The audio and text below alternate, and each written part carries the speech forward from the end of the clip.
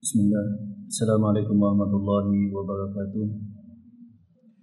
Innal hamdalillah nahmaduhu wa nasta'inuhu wa nastaghfiruhu wa na'udzu billahi min shururi anfusina wa sayyiati a'malina man yahdihillahu fala mudilla lahu wa man yudlil fala hadiya lahu. Asyhadu an la ilaha illallah wahdahu la syarika lahu wa asyhadu anna Muhammadan 'abduhu wa rasuluhu shalawatullahi wa salamuhu alaihi thumma amma ba'du. Jemaah sekalian rahimani wa iyyakum jami'an. Alhamdulillahilladzi bi ni'matihi tatimmus shalihat walhamdulillahilladzi ahyana ba'da ma amatana wa ilaihin nusyur. Walhamdulillah, segala puji bagi Allah Subhanahu wa taala yang dengan karunia-Nya semua kebaikan menjadi sempurna. Walhamdulillah, dan segala puji bagi Allah tabaraka wa taala yang kembali menghidupkan kita setelah sebelumnya mewafatkan kita. Jemaah sekalian, kembali kita pada kajian kitab Zadul Ma'ad fi Hadi Khairil Ibad yang berisi petunjuk-petunjuk Rasulullah SAW dalam kehidupan yang ditulis oleh Al-Imam Ibnu Qayyim Al-Jauziyah rahimahullahu ta'ala rahmatan wasi'ah. Kita lanjutkan pembahasannya.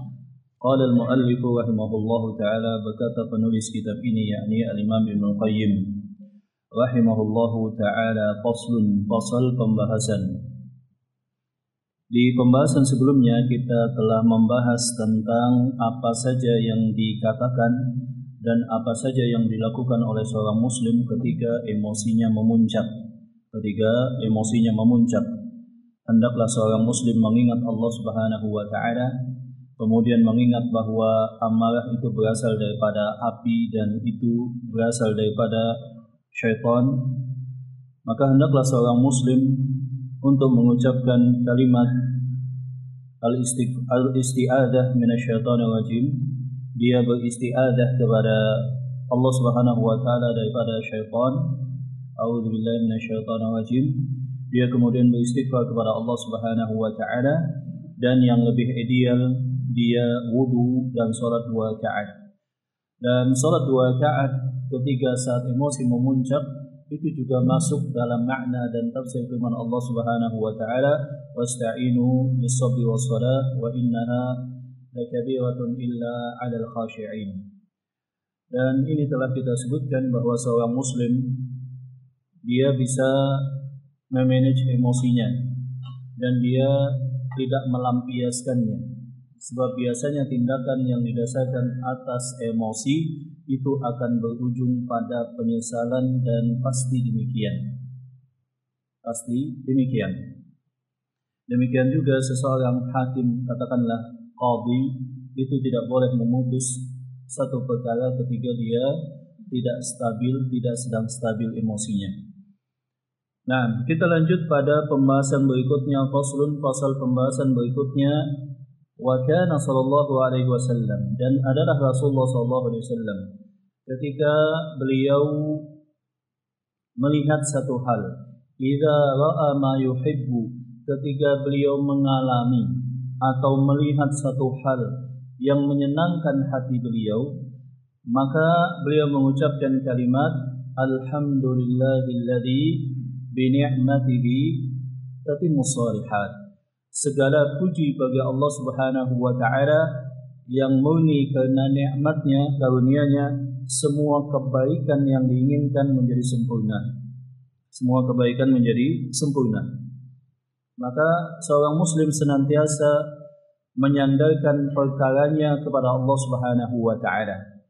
Contohnya misalkan dalam zikir yang diajarkan oleh Rasulullah SAW, hasbi Allah, cukuplah Allah Subhanahu wa taala sebagai penolong. Atau misalkan la haula wala quwwata illa billah, tidak ada daya dan upaya melainkan dengan pertolongan Allah. Atau misalkan kalimat yang lainnya, ya hayyu ya qayyum, la ilaha illa ant bi rahmatika astaghith,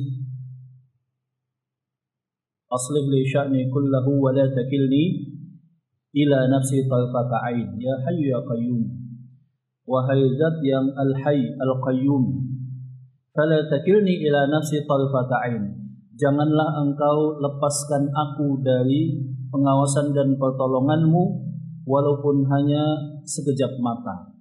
Jadi senantiasa menyandarkan segala sesuatunya kepada Allah Subhanahu wa taala dan lisannya basah dengan zikir kepada Allah Subhanahu wa taala. Ketika seorang sahabat bertanya dan meminta kepada Rasulullah SAW nasihat, maka jawaban beliau adalah la yazalu lisanuka rabban bidzikrillah. Usahakan lisan engkau basah dengan zikir kepada Allah Subhanahu wa taala. Nah, ketika Rasulullah SAW melihat satu hal yang menyenangkan, tentu saja yang kita alami, yang kita lihat, respon daripada orang lain misalkan, atau apapun itu kejadian, itu tidak terlepas daripada dua hal. Yang pertama, menyenangkan hati kita. Ketika kita melihatnya, kita senang, sesuai dengan keinginan kita, mendatangkan kebaikan. Atau yang kedua adalah satu hal yang berkebalikan, tidak menyenangkan, membuat hati kita gundah gulana, emosi, bersedih, dan yang semacamnya. Nah, di dalam Islam, ketika melihat hal yang disenangi, maka ada zikir yang diucapkan, yaitu kalimat Alhamdulillahilladzi bini'matihi tatimmus shalihat. Segala puji bagi Allah Subhanahu wa taala yang dengan karunia-Nya semua kebaikan menjadi sempurna. Dan demikianlah memang hakikatnya. Tidak ada satu kebaikan pun melainkan berasal dari Allah. Dan tidak ada satu kebaikan pun kita dapatkan kecuali itu karena kemudahan daripada Allah. Dan tidaklah ada satu kebaikan menjadi sempurna kecuali dengan izin Allah Subhanahu wa taala. Dan kita telah menyebutkan zikir kepada Allah Subhanahu wa taala itu meliputi 3 aspek jamaah. Yang pertama adalah al-lisan bi dzikri at-tahmid. Lisan mengucapkan alhamdulillah. Hati menyandarkan nikmat tersebut dan menisbatkannya bahwa nikmat tersebut mutlak daripada Allah, bukan karena upaya dan usaha kita. Yang ketiga, menggunakan nikmat tersebut dalam rangka ketaatan dan jalan-jalan kebaikan. Maka tidak sempurna syukur seorang hamba melainkan mencakup 3 hal tadi. Wa qalilun min ibadiyasy syakur, dan sangat sedikit di antara hambaku yang bisa bersyukur kepadaku, kata Allah. Sangat sedikit. Jadi ada 2 yang sangat sedikit dari kalangan hamba yang dinyatakan oleh Allah Subhanahu wa taala. Yang pertama adalah orang yang ikhlas, dan yang kedua adalah orang yang bisa bersyukur kepada Allah Tabaraka wa taala. Wa idza ra'a ma yakrahu qala, dan ketika Rasulullah SAW melihat apa yang beliau tidak senangi, yang berkebalikan, maka beliau mengucapkan kalimat alhamdulillahi ala kulli hal. Alhamdulillahi ala kulli hal. Segala puji bagi Allah dalam setiap keadaan. Apapun keadaannya, bersyukur kepada Allah Subhanahu wa taala. Ini adalah maqam al-ridha, maqam ridha terhadap takdir Allah Subhanahu wa taala. Jadi terhadap takdir Allah Subhanahu wa taala itu ada beberapa maqamat atau tingkatan. Yang pertama adalah seseorang yang dia senantiasa bersyukur kepada Allah keadaan apapun. Mau sakit, mau sehat, mau kaya, mau miskin, mau enak, mau enggak enak, dia senantiasa bersyukur kepada Allah. Alhamdulillahi ala kulli hal. Sakit, alhamdulillahi ala kulli hal. Ditipu orang, alhamdulillahi ala kulli hal. Kecelakaan, alhamdulillahi ala kulli hal. Ini adalah syukur dia ketika mendapatkan apapun yang ditakdirkan oleh Allah Subhanahu wa taala. Kemudian ada juga makam al-ridha di bawahnya, dan yang di bawahnya adalah makam as-sabar. Makam bersabar atas takdir Allah Subhanahu wa taala, tapi hati tetap merasa gundah. Tapi dia kembalikan semuanya kepada Allah. Adapun makam al-ridha sama bagi dia. Karena ini ditakdirkan oleh Allah Subhanahu wa taala, tidaklah takdir bagi seorang hamba muslim dari Allah kecuali mendatangkan kebaikan. Adapun makam syukur adalah dia bersyukur kepada Allah atas apapun yang menimpa dia. Sebab itu berasal daripada Allah, dan jikalau dia sikapi sesuai dengan syariat akan mendatangkan kebaikan. Jadi kalimatnya adalah alhamdulillahilladzi bi ni'matihi tatimmus shalihat. Adapun jikalau tidak sesuai dengan keinginan dan apa yang menjadi kesenangan hati kita, kita mengucapkan alhamdulillahi ala kulli hal. Di sini ada satu faedah jemaah, bahwa para ulama berbeda manakah di antara dua zikir yang paling utama. Ini memang terjadi perbedaan dari zaman dahulu di kalangan para ulama antara kalimat zikir la ilaha illallah dan kalimat zikir alhamdulillah. Mana yang lebih utama? Kira-kira mana yang lebih utama, Pak? Sebagian para ulama menyatakan bahwa la ilaha illallah lebih utama. Kenapa? Sebab ada hadis Rasulullah SAW, afdalu dzikri fa'lam annahu la ilaha illallah. Afdalu dzikri, zikir yang paling utama itu adalah la ilaha illallah. Dan karena la ilaha illallah itu adalah kalimatul tauhid, dan itu adalah kalimatul ikhlas. Kalimatul ikhlas. Dan itu merupakan bentuk al-iqrar wal iman, pengakuan seorang hamba dan juga keimanan, wat tanzih, dan juga pensucian Allah Subhanahu wa taala. Tapi ada juga sebagian para ulama menyatakan kalimat alhamdulillah lebih utama daripada la ilaha illallah. Kenapakah demikian? Disebutkan di dalam hadis Rasulullah SAW di mana beliau menyatakan walhamdulillahi tamla'ul mizan. Dan satu kalimat alhamdulillah yang diucapkan dengan penuh keimanan dan rasa syukur kepada Allah, tamla'ul mizan, pahalanya memenuhi timbangan amal seorang hamba. Sudah penuh, Pak. Hanya kalimat alhamdulillah. Wa la ilaha illallah, dan kalimat la ilaha illallah tamla'u ma bainas samawati wal ard, memenuhi apa yang di antara langit dan bumi. Yang pertama tadi la ilaha illallah pahalanya apa? Memenuhi mizan, timbangan amal. Kemudian la ilaha illallah memenuhi langit dan bumi. Para ulama menyatakan mizan itu lebih daripada antara langit dan bumi. Maka ada sebagian para ulama menyatakan la ilaha illallah lebih utama daripada alhamdulillah lebih utama daripada la ilaha illallah.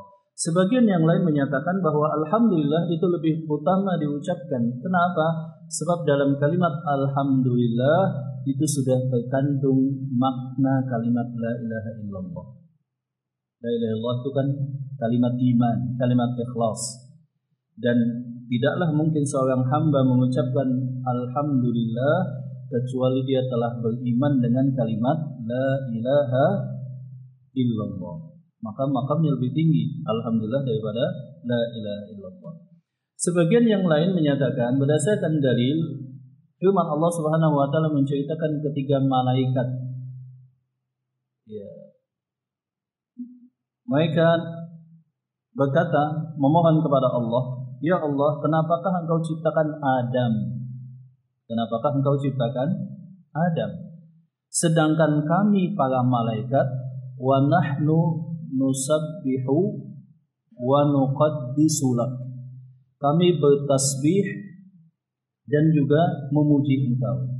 Jadi para malaikat itu bertasbih, ibadahnya kalau zikir itu adalah tasbih dan tahmid. Subhanallah, alhamdulillah, subhanallah. Kami bertahmid dan memuji engkau wahai Allah. Kami para malaikat yang sangat banyak, kenapa pula masih diciptakan makhluk yang lain, yaitu Nabi Adam. Bahkan para malaikat diminta sujud kepada Adam. Ya, menunjukkan bahwa kalimat tahmid lebih utama daripada la ilaha illallah. Atau misalkan hadis Rasulullah SAW, ahabbul kalami ilallah, kalimat zikir yang paling Allah Ta'ala senangi adalah alhamdulillah. Atau kalimat zikir atau yang lainnya, hadis Rasulullah SAW ada dua kalimat yang sangat ringan di lisan, sangat mudah diucapkan, sangat dicintai oleh Zat Ar-Rahman, memenuhi timbangan kalimat Subhanallah wa bihamdihi subhanallahil azim. Kemudian intinya jamaah rahmat Allah Subhanahu wa taala sebagaimana disebutkan oleh Al-Imam Ibnu Qayyim, di sini terjadi khilaf. Kalau di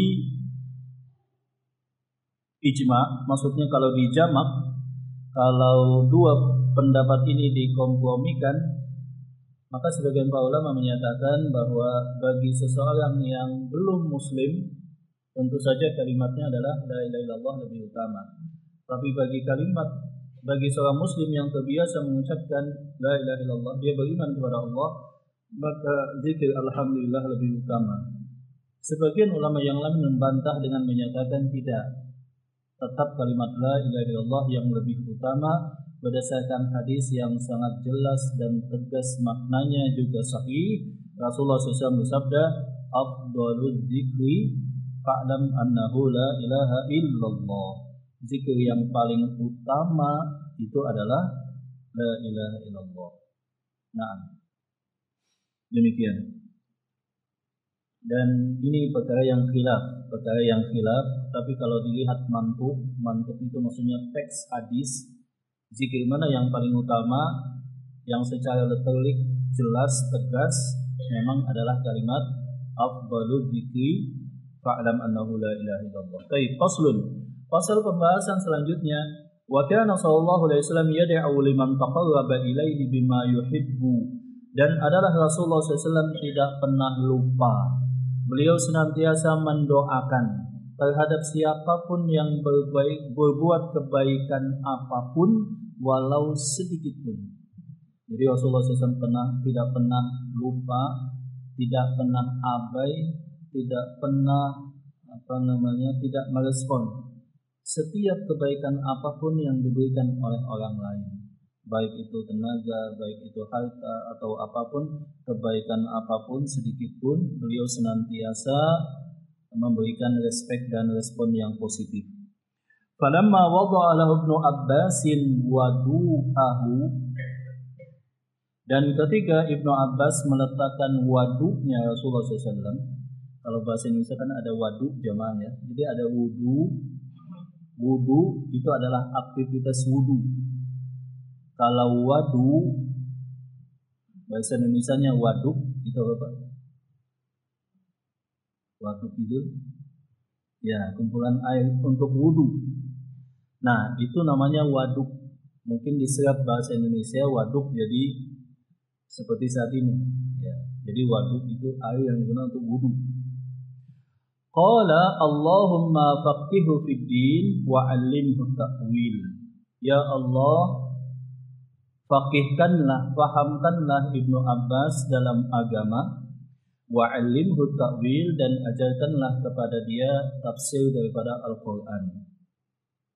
Para sahabat itu biasanya rebutan untuk menyiapkan keperluan Rasulullah SAW untuk wudu.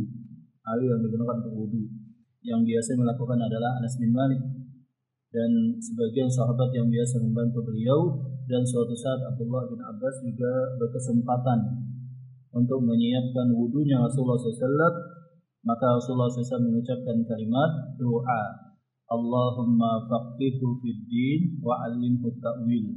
Ya Allah, jadikanlah Ibnu Abbas ini faham, alim dalam agama, dan ajarkanlah kepada dia tafsir Al-Quran. Karena itulah keistimewaan daripada sahabat Abdullah bin Abbas, walaupun usianya belia dibanding sahabat-sahabat yang lain yang lebih tua, adalah beliau paham akan makna Al-Quran. Paham makna Al-Quran.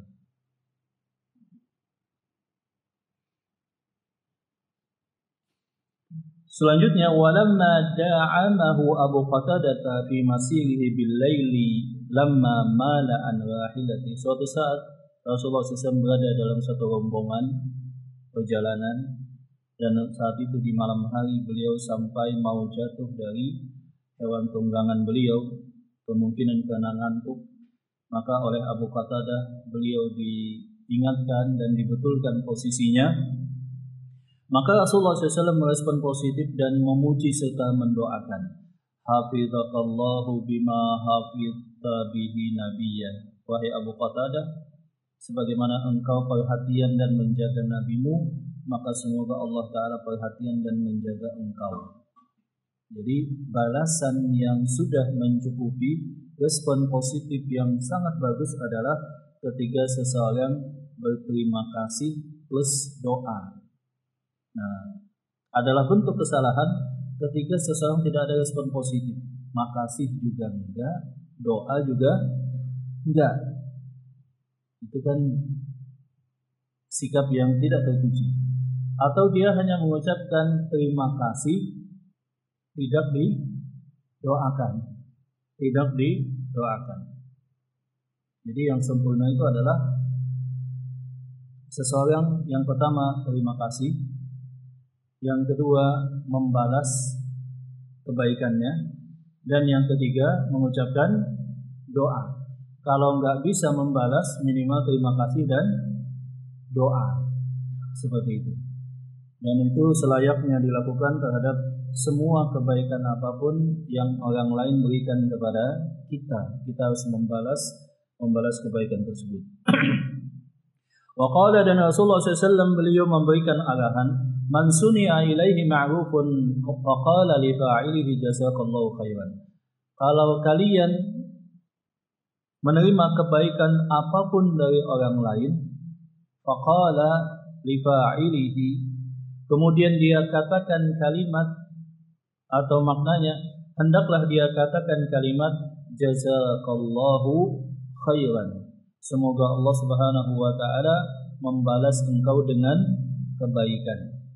Jazakallahu khairan. Seandainya kalian mengetahui kebaikan yang terdapat dalam kalimat jazakallahu khairan, kalian akan memperbanyak kalimat ini. Dikit-dikit jazakallahu khairan, barakallah, dan selanjutnya. Faqad ablaga fit tsana, maka sungguh dia telah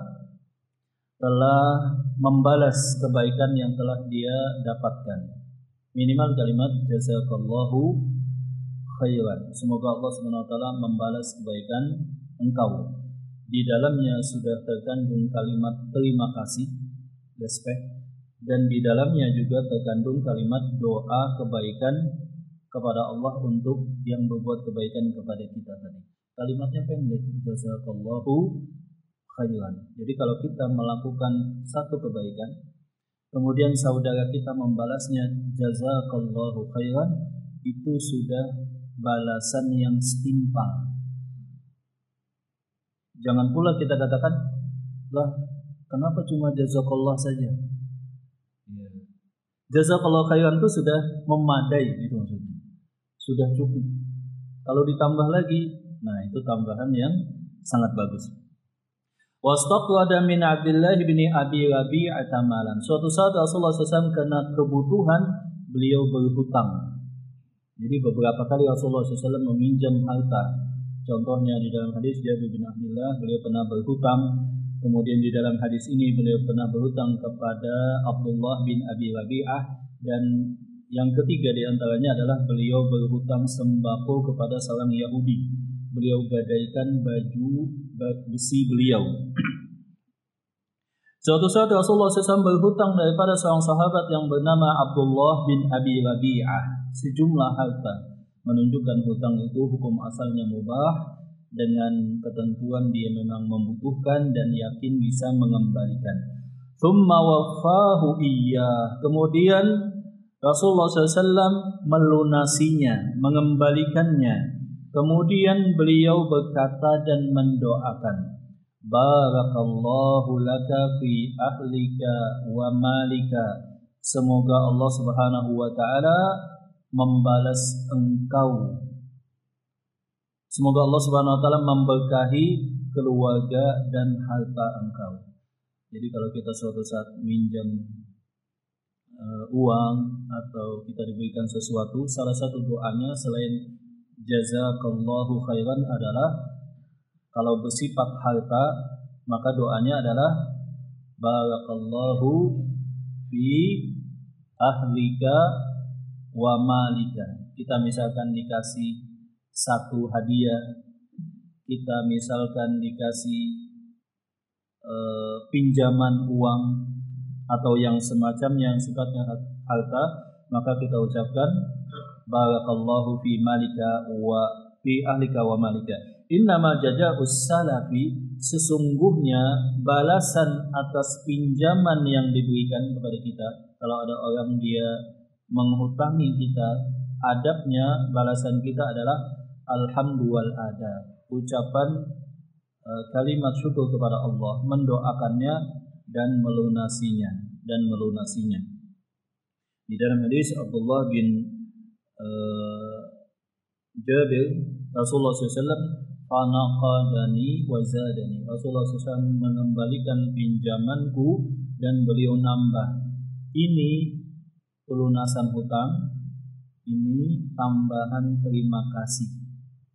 Jadi boleh setiap tambahan atas hutang itu adalah riba hukum asalnya. Jadi hutang ya senilai apa yang dipinjam. Hukum asalnya demikian. Tidak boleh ada inisiatif dari yang meminjamkan. Ini hutang saya kepada engkau, bunganya sekian. Atau misalkan sama-sama paham. Tenang saja Pak, pinjami saya 10 juta, nanti saya kembalikan 11 juta. Misalkan sama-sama walaupun tidak diucapkan.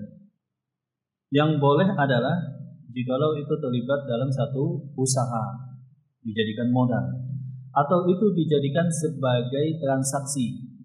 Barang ini 1 juta kepada engkau kalau tunai, tapi karena bayarnya bulan depan jadi 1.100.000. Tunai sekian, tertunda sekian. Itu boleh, ada keuntungan di atas pokok modal. Atau inisiatif murni daripada yang berhutang tanpa diucapkan. Kalau diucapkan duluan, ya diberikan pinjaman. Pak, tenang saja, pinjamkan saya 10 juta, nanti saya kembalikan 11 juta. Ini bukan riba Pak, sebab murni inisiatif saya, udah pinjamin saja. Kalau di depan diucapkan demikian, itu tetap hukumnya riba. Yang dibolehkan adalah saat pelunasan, tanpa ada informasi sebelumnya, tanpa ucapan sebelumnya, saat pelunasan dilunasi dulu, kemudian ditambahkan. Dan itu kebaikan yang sangat sulit dilakukan. Minjam uang kemudian ditambahkan, ini sulit, ya sulit dilakukan. Kita lakukan, saya juga sangat sulit. Jadi bayar hutang, nambahkan. Hutangnya 10 juta, Pak ini 5 juta ya, saya tambahkan. Masya Allah. Jangan lupa Pak, nanti kalau butuh uang pinjam lagi ke saya. Itu kan luar biasa Pak kalau seperti itu. Walamma arahahu Jarirun min dil khalasati sanami dausin. Dan ketiga Jarir bin Abdullah. Jadi ada Jarir bin Abdullah, ada Jarir bin Abdullah. Ini dua sosok yang berbeda dari sahabat Nabi. Ketiga Jarir bin Abdullah, beliau menghancurkan dengan beberapa orang sahabatnya patung Daus yang dinamakan dengan Dil Khalasah. Maka Rasulullah SAW memberikan doa keberkahan untuk kabilahnya dan juga orang yang terlibat dalam penghancuran berhala tersebut. Jadi beliau sekecil apapun kebaikan yang dilakukan, maka beliau merespon positif, memuji, memotivasi, terima kasih, mendoakan. Dan ini ternyata sangat luar biasa dalam psikologi manusia. Misalkan anak kita, kalau kita sering puji, ya kan, kita respon positif, kita motivasi, kita doakan, itu ternyata pengaruhnya luar biasa. Daripada kita tekan, kita perintah, kita marahin, kalau jelek kita respon negatif, itu akan melemahkan jiwanya dan menjadikan anak kita mudah patah atau emosinya tidak stabil atau mentalnya tidak kuat. Maka anak-anak kita harusnya ditumbuhkan dengan kalimat motivasi, kalimat respon positif. Kalau ada sesuatu yang baik kita ucapkan terima kasih, kemudian senantiasa kita doakan dan perbanyak sentuhan fisik. Jadi kita sebagai orang tua harus memperbanyak sentuhan fisik kepada anak, sehingga anak tersebut terpenuhi ya kebutuhannya akan cinta dan kasih sayang. Dan anak yang tumbuh dengan respon positif, motivasi, doa, dan sentuhan fisik dari orang tuanya, sering dielus, sering dicium, sering dibelai, itu akan tumbuh dengan mental yang kuat dan penuh optimis seperti itu. Jadi ini adalah hal yang bagus. Anak laki-laki ya harus sering, apalagi anak perempuan, supaya terpenuhi kebutuhan psikologisnya. Dan kelalaian dalam hal ini menyebabkan banyak kerusakan jamaah Allah Subhanahu wa taala. Nah, kita lanjut. Wa kana idza uhdiyat ilaihi hadiyatun faqabilaha. Dan Rasulullah sallallahu alaihi wasallam beliau senantiasa menerima hadiah. Beliau tidak menerima zakat atau yang disebut dengan sedekah, dan beliau menerima hadiah. Jadi keturunan Nabi itu diharamkan menerima zakat. Keturunan Nabi yang asli gitu maksudnya, Pak. Bukan keturunan Nabi yang diaku-akui. Sekarang kan banyak pembahasan tentang uji apa namanya itu? Uji apa, Pak? Genetik gitu ya. DNA apa? Wa kana idza uhdiyat ilaihi hadiyatun, dan ternyata terbukti banyak yang mengaku apa namanya? Keturunan Nabi, ternyata bukan keturunan Nabi. Wa kana idza uhdiyat ilaihi hadiyatun, dan ketika Rasulullah SAW diberikan hadiah, beliau senantiasa menerimanya. Kalau hadiah diterima, walaupun mungkin nilainya kecil. Tidak boleh seseorang meremehkan hadiah kalau nilainya kecil. Makanya dalam Islam memang nggak boleh kalau saudara kita sedang bepergian, saya titip ya, jangan lupa hadiahnya, itu nggak boleh.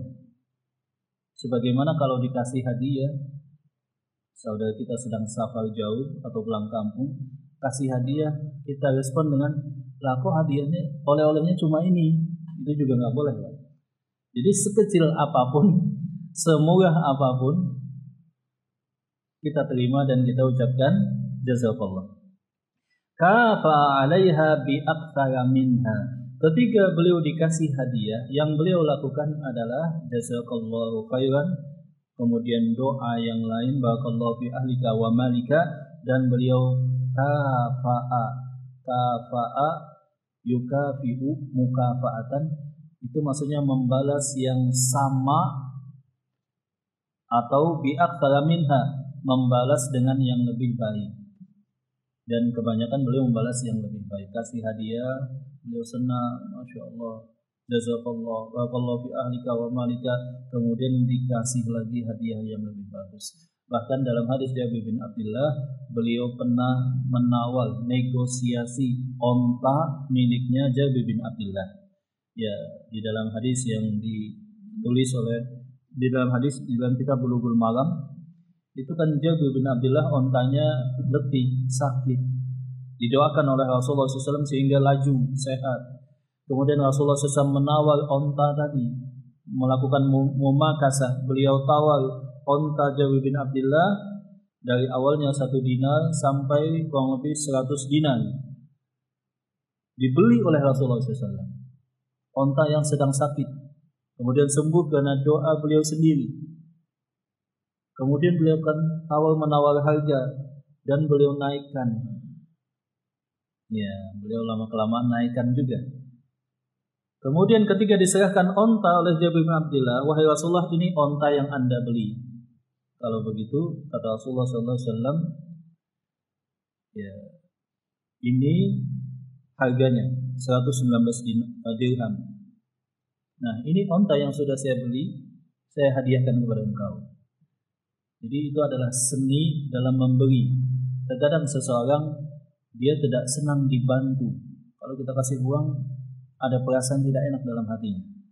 Menerima itu dan menganggap bahwa itu satu bentuk yang tidak patut. Ya, apalagi kalau dikasih beras misalkan. Jadi kita ketika membantu seseorang mungkin harus memahami psikologi dan kecenderungan orang tersebut.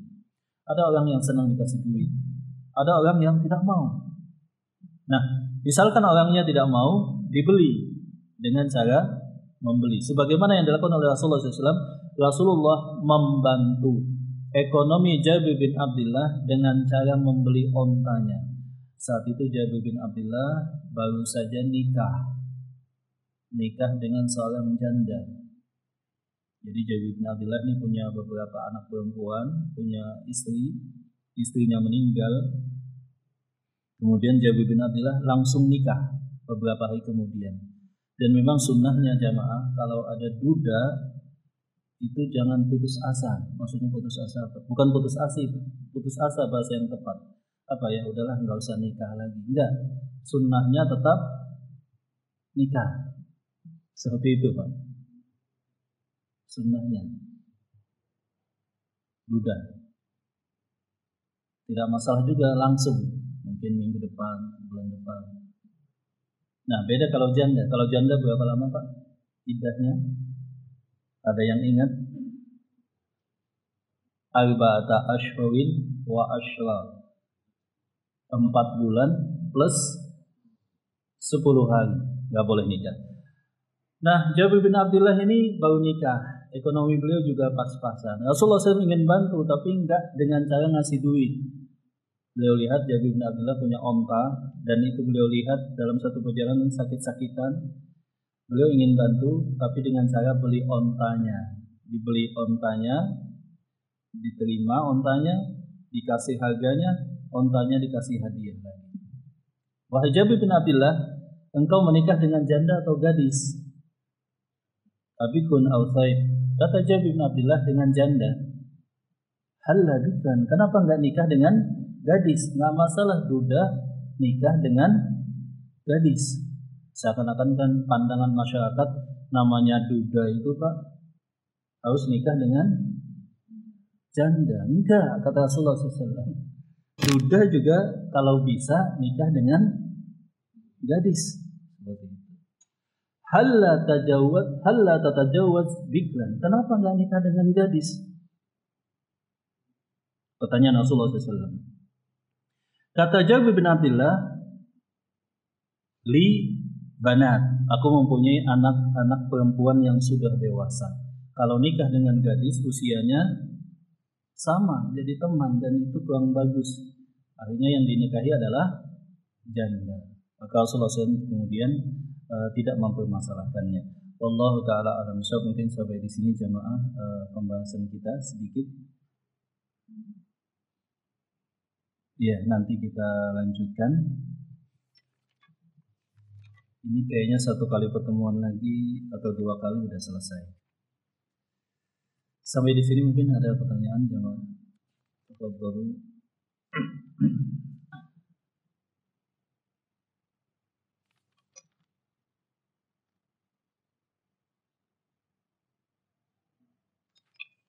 Atau kita tambahkan sedikit. Dan Rasulullah SAW ma'amara ummatahu idza sami'un nahiqal himari ayata'awadu billahi minasyaitonir rajim wa idza sami'u siyahad dikati ayyas'alullaha min fadli. Dan salah satu petunjuk Rasulullah SAW adalah pada sisi yang lain beliau memerintahkan kalau kita mendengar suara himar, keledai di malam hari, maka diperintahkan kita berlindung kepada Allah daripada syaitan. Demikian juga gonggongan anjing jamaah. Wa idza sami'u siyahad dik, tapi kalau kita melihat suara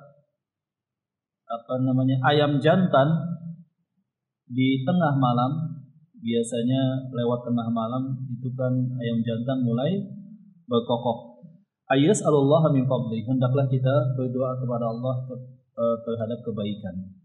Jadi beda antara suara keledai dan gonggongan anjing di tengah malam misalkan dengan kokokan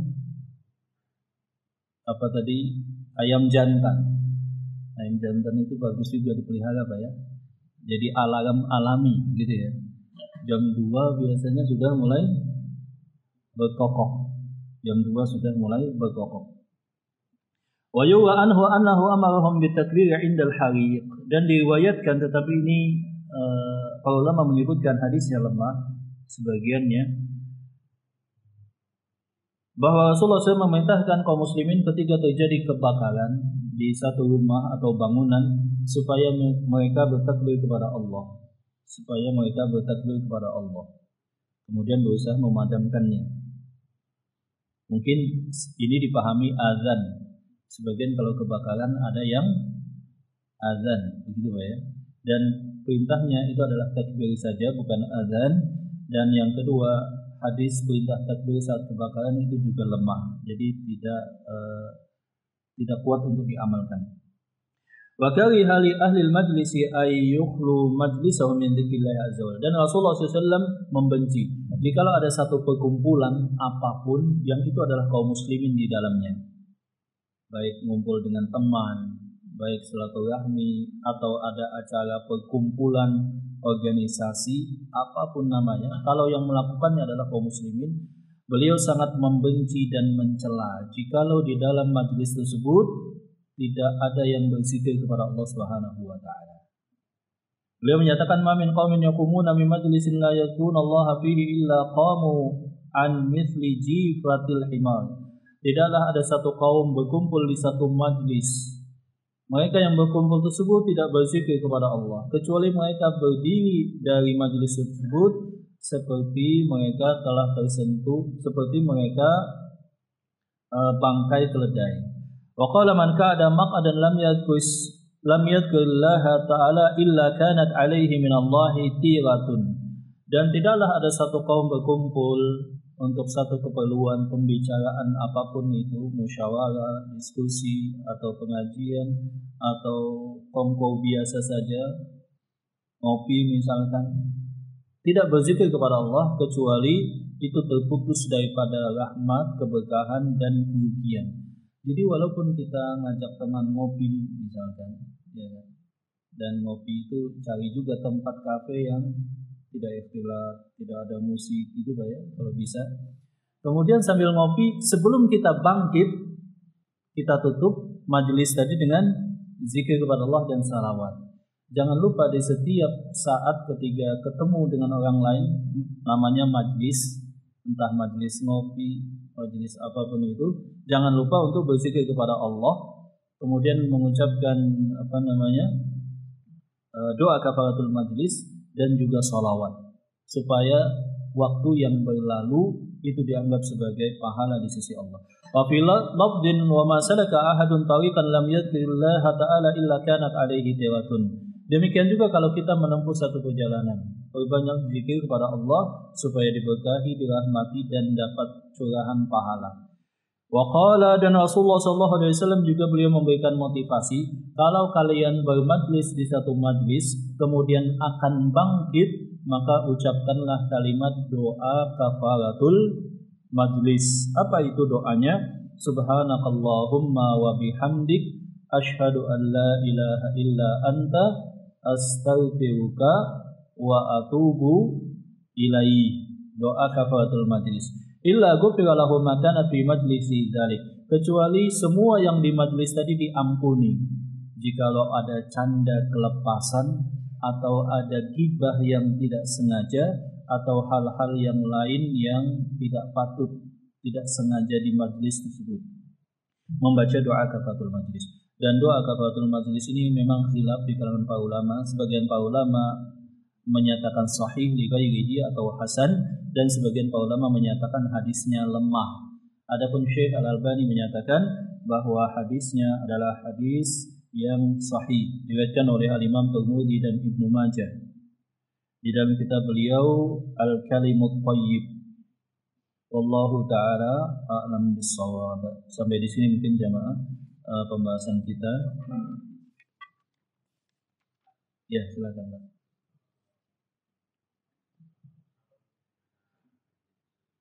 Ya.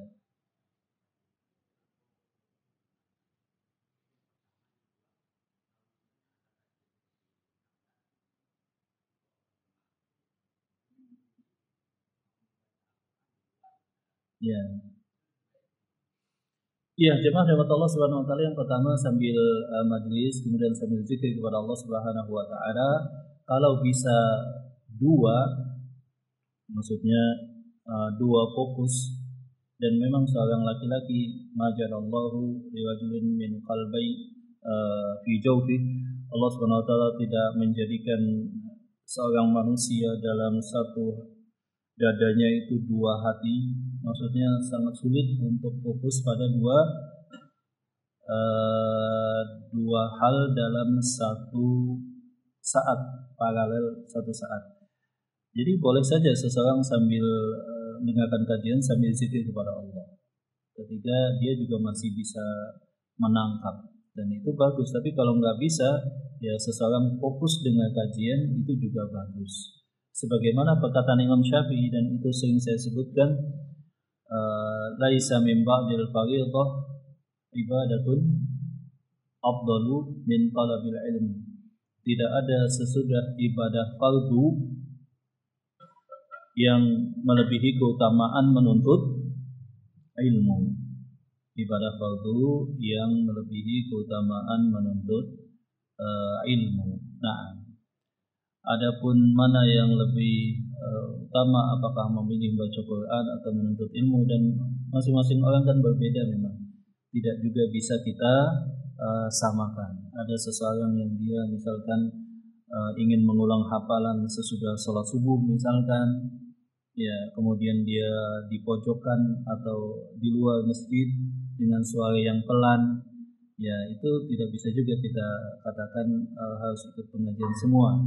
Masing-masing kan mungkin punya prioritasnya, tetapi tentu saja dengan suara yang pelan.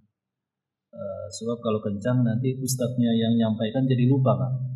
Misalkan ada yang baca Al-Quran di luar masjid tapi kencang membaca, itu hal yang bagus, pahalanya luar biasa, sebagaimana yang Iblis juga luar biasa. Tapi kalau suaranya kencang, yang nyampaikan di depan juga jadi lupa, seperti itu. Jadi konsentrasinya. Ya, seperti itu. Ada yang lain silakan. Ya, silakan.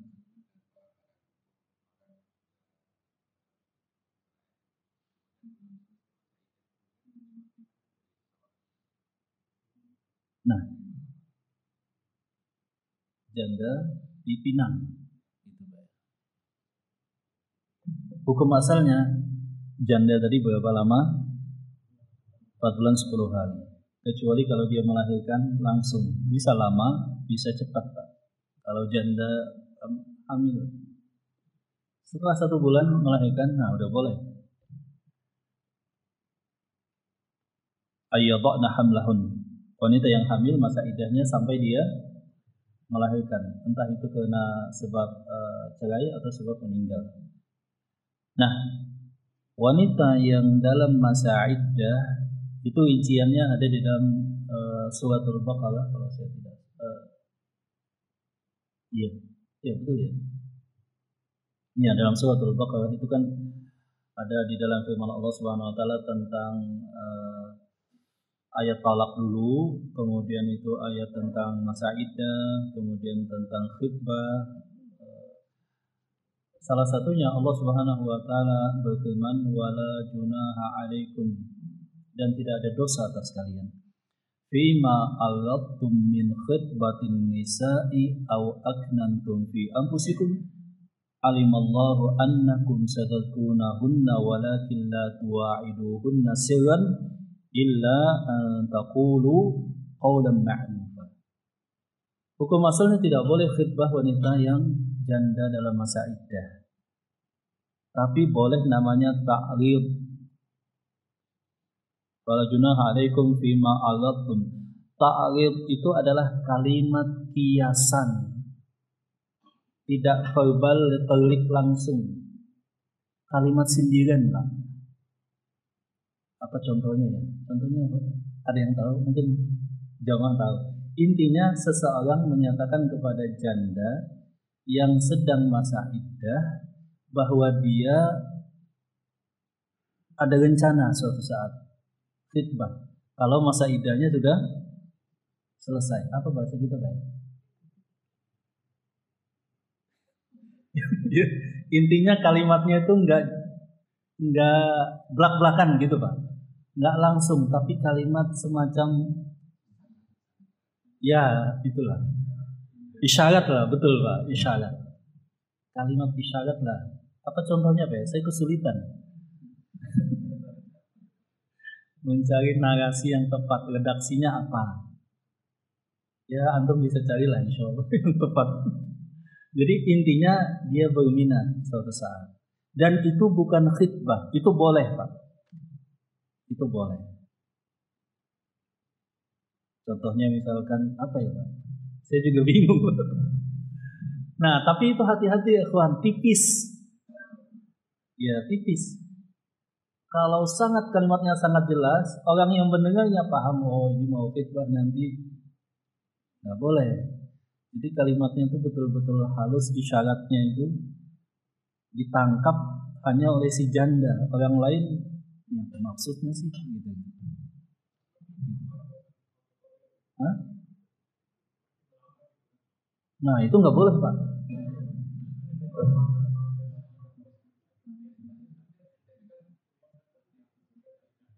Oh itu nggak boleh juga.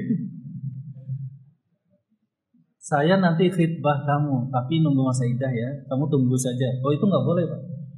Tapi itu jelas juga. Agak sulit sih memang. Agak sulit. Saya juga kesulitan cari yang pas. Kalau dulu Rasulullah SAW, beliau mendoakan Pak. Beliau mendoakan apa doa musibah itu? Allahumma juni fi musibati wa akhlif li khairan minha. Semoga Allah Subhanahu wa taala memberikan pahala atas musibah engkau dan semoga Allah mengganti suamimu dengan yang lebih baik. Bukan suami, semoga mengganti apa yang telah hilang daripada engkau dengan yang lebih baik. Wah, ini berarti jangan-jangan apakah ini doa biasa ataukah habis ini melamar ya kayaknya sih akan khitbah. Nah itu salah satu ta'rif Pak. Atau dengan kalimat yang lain. Tapi masalahnya kan kalau itu sudah ditangkap oleh si janda, jandanya sudah oh ini berarti kode. Kemudian berharap, tapi kok pas masa idah selesai ya namanya juga keinginan kan gitu Pak ya dan isyarat.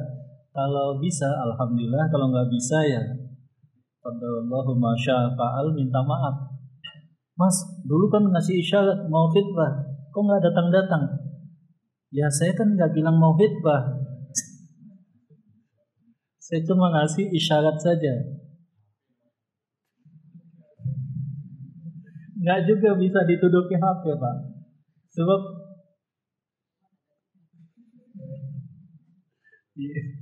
sebab kan memang yang nggak boleh nikah. Kalau khitbah bahkan boleh dibatalkan. Khitbah saja boleh dibatalkan. Khitbah boleh dibatalkan dari pihak laki-laki. Dari pihak perempuan kalau sudah menerima tidak boleh menerima laki-laki lain. Isyarat juga boleh Pak. Apalagi isyarat itu kan mengandung dua kemungkinan. Nah, betul ini adalah isyarat datang habis. Tapi memang hati-hati, lebih baik jangan. Bisa jatuh ke khitbah. Ya, takutnya jatuh ke khitbah. Sebab tipis Pak ya, tipis. Apalagi kalau ditangkap itu sebagai khitbah, isyarat khitbah, kemudian sudah ada harapan dari perempuan dan keluarganya, itu kan harus minta maaf juga. Kan kemarin sudah janji. Walaupun boleh memang dibatalkan, tapi kayaknya memang ada hati yang terluka takutnya kan begitu ya. Baik, ada yang lain silakan Pak. Ini kok jadi membahas tentang ya Pak.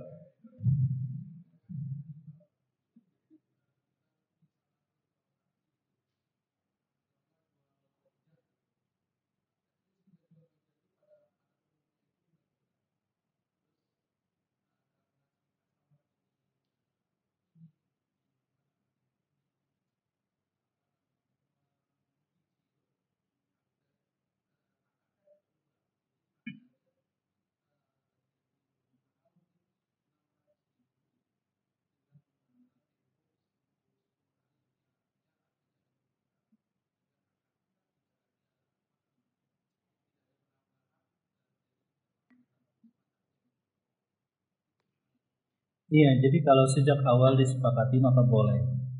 Kalau di tengah jalan karena kontestasi kemudian dicari solusi dengan kesepakatan dua belah pihak itu juga boleh. Akad tunainya batal, kemudian karena nggak sanggup, kemudian dibatalkan akad sebelumnya, disepakati kemudian buat akad baru. Nah, di dalam Islam boleh harga non tunai lebih mahal daripada harga tunai. Ini telah saya jelaskan. Harga tunai saja antara di satu objek dengan dua subjek penawar yang berbeda kita boleh beda harga, apalagi jika satu tunai, satu non tunai. Kalau tunai sekian, kalau non tunai sekian, disebutkan di depan fix, tidak berubah di tengah jalan, itu boleh. Tunai sekian, tertunda sekian, tunai sekian, kredit sekian. Yang disebut dalam akad adalah, katakanlah misalkan seseorang menjual satu objek, rumah misalkan, rumah tunainya 200 juta, kreditnya 5 tahun menjadi 300 juta. Jadi harganya adalah 200 versus 300. Tunainya 200, kreditnya 300. Kemudian dirinci dalam bentuk DP berapa, cicilan berapa. Fix, dikunci demikian, tidak berubah, maka itu diperbolehkan. Baik, sampai di sini mungkin jamaah. Ya, satu lagi. Waalaikumsalam.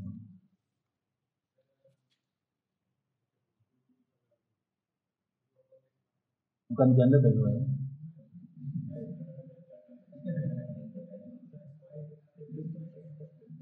Nggak ada Pak, nggak ada istilah. Kalau laki-laki nggak ada batasannya Pak, nggak ada batasan.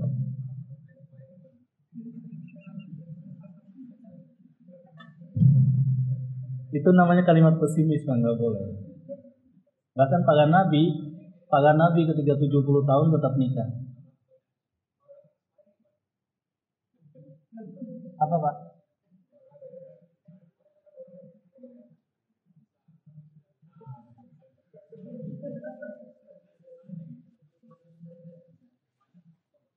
Iya.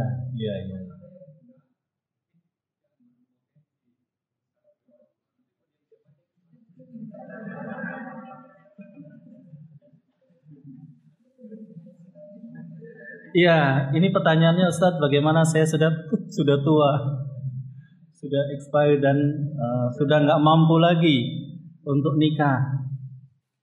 Ya memang kalau nikah itu kan harus punya kemampuan harta dan kemampuan nafkah harta dan juga nafkah yang disebut oleh masyarakat kita nafkah batin atau yang semacamnya. Dan di dalam Islam bagi laki-laki itu tidak ada batasan. Jadi laki-laki itu sampai usia 70-an sebetulnya tetap bisa dengan izin Allah menghasilkan keturunan. Para nabi kan banyak dalam ayat-ayat yang punya anak usianya berapa sekarang? Ya.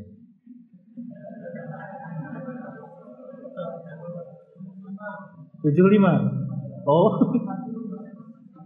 Para nabi dulu sudah usia seperti antum masih punya anak.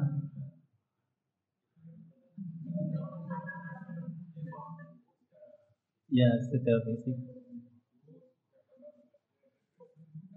Duda gitu Pak? Nggak nikah? Oh. Itu harus dimotivasi. Jadi dalam Islam nggak ada misalnya istri saya sudah meninggal Ustaz, tapi saya cinta sampai mati untuk dia. Jangan. Kalau masih hidup, rata-rata kan istri menghalangi suaminya untuk nikah lagi. Kalau sudah meninggal ya nikah lagi. Nggak ada alasan saya cinta pada istri saya walaupun dia sudah meninggal. Dan menikah lagi itu bukan masalah cinta atau tidak cinta pada yang sudah meninggal tadi. Seperti itu. Jadi laki-laki semasa masih mampu, dan ini juga penting bagi laki-laki, misalkan istrinya telah wafat, untuk menjaga kesehatannya sehingga tidak kadaluarsa tadi Pak, tetap bisa memenuhi Tapi kalaupun tidak bisa dan takut terjatuh pada kezoliman, tidak masalah juga memutuskan nggak nikah lagi ketika duda. Dan seseorang biasanya bisa menimbang masing-masing kemampuannya. Sebab memang tidak boleh juga jatuh dalam kezoliman.